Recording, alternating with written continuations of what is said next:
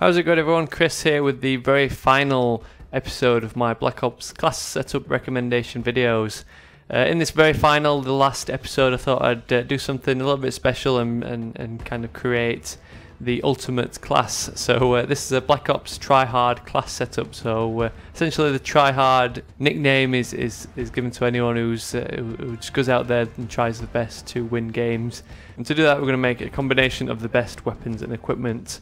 And by best, I mean the best weapons and equipment that are going to help us win the games, not so much the bitch-ass things like the RCXD and Second Chance. Those things are just in the game to make you look like an idiot. They don't really help too much in winning the games. So this is going to be a competitive class setup to win games, and we're going to make the best class that we can. So first up, weapons and attachments. Now I was kind of weighing up whether to go in the assault rifle or an SMG. I think the SMGs probably do have the upper hand in that you get that slightly faster movement speed while keeping that pretty high damage. With the SMGs, you do have the limitation of not being able to take those very long range shots, in that it takes 5 shots to kill rather than 4. But I think it's something you can sacrifice, considering that you can attach the rapid fire attachment and really increase the weapon's potency up close. So for the first weapon, we're going to choose the infamous AK74U. I think it's by far the best SMG in the SMG category. We've got that high damage of 40-20. The only other SMG with similar stats is the MP5K, but unlike the MP5K, the AK74U has pretty good reload times, whereas the MP5K has a very slow reload time. Likewise, it's got a pretty decent magazine size, and we've got the options of all sorts of attachments, but the one we're going to go for is rapid fire, which like I mentioned really increases the weapon's potency at close range. So you've got that high damage of 40 up close, which makes it a 3-shot kill, but combined with that, you've got 1000 RPM fire rate. So compare this with like the 750 rounds per minute of most of the assault rifles, or the 937.5 rounds per minute of the FAMAS and the AUG. It really goes to show how much better this weapon is than the majority of weapons in the game.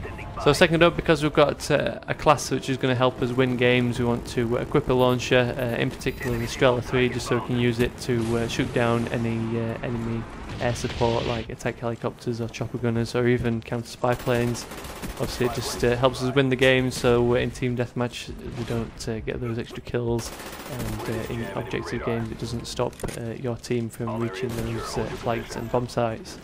So equipment and grenades. First up, we'll equip the Semtex Grenade. Now if we're in try-hard mode and wanting to win the game, we're not going to be spending too long cooking grenades like the frag grenade, so we'll choose the Semtex so you can just toss it out as you're running around. It doesn't need any time to prepare. Likewise, we'll choose the Concussion Grenades out of the tactical grenades because they're the quickest to throw. Also because they don't explode until they actually hit a solid object, so you can toss them over walls and buildings to land on a bomb site or a flag if it's been captured. And third up, we'll equip the jammer as the equipment selection of choice. Obviously, this is a handy piece of equipment to equip for objective games, and just even in team deathmatch games, you can just plonk it down somewhere in the middle of the map, and it'll disrupt the enemy's radar in a quite a wide radius. So it really does help yourself and help your team out. So moving on to perks for our try-hard class setup. Now first up, we've obviously got the option of Ghost, which can be quite a good perk selection for a try-hard class, but I feel the Flak Jacket is the best perk in the game. Obviously we've got the advantage with the Ghost of not appearing on the radar, but there can be quite often times where there's no enemy spy plane in the air, so it kind of does make the Ghost perk wasted in a way.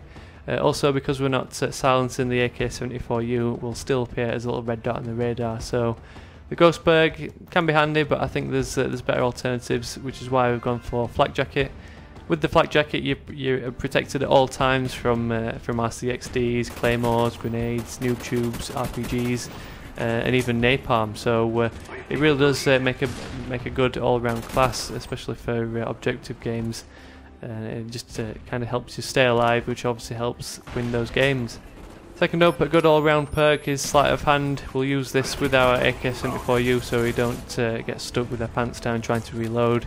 The AK74U's got a pretty average reload time, but with Sleight of Hand it really does speed that up. And we've obviously got the Pro version which speeds up the time, takes the aim down sights, so we can take out multiple bad guys by shooting one or two, reloading, getting on to the next ones and so on. And for our third perk slot we'll want to choose Tactical Mask. This is another underrated perk in the game. I was considering equipping Marathon, but I think Tactical Mask does give you more advantages in that it not only protects you from enemies, flashes and stuns, but you can also use it along with your Concussion Grenades to see exactly where the bad guys are. If there's anyone squatting in a building or camping in a corner, there's that little yellow indicator which can help you just stay alive and not get sucked into their little pesky little traps.